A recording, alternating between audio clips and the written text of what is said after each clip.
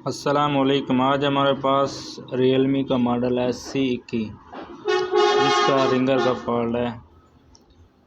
आपके सामने हम इसे क्लियर करेंगे। सबसे पहले हम इसका रिंगर की रीडिंग चेक करते हैं।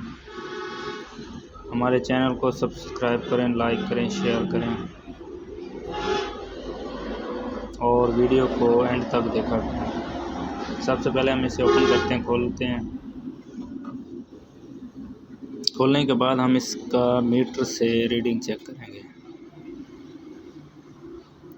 अगर आपने चैनल को सब्सक्राइब नहीं किया तो सब्सक्राइब कर लें। इसका पहले मैंने फॉल्ट ट्रेस किया है, उसके बाद आपके सामने से हम क्लियर करेंगे।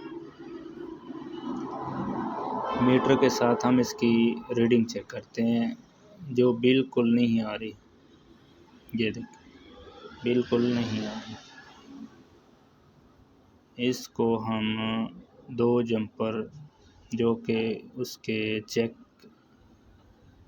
जहाँ पर उसकी स्ट्रिप लगती है ना, रिंगर चार्जिंग वाली स्ट्रिप, उसका तीसरा पॉइंट और चौथा पॉइंट वो सामने उसके है। वहाँ से जंपर दो लेनी है, तीसरा और चौथा, और रिंगर के दो पॉइंट ऊपर सोल्ड कर देना है। रिंगर ओके हो जाएगा।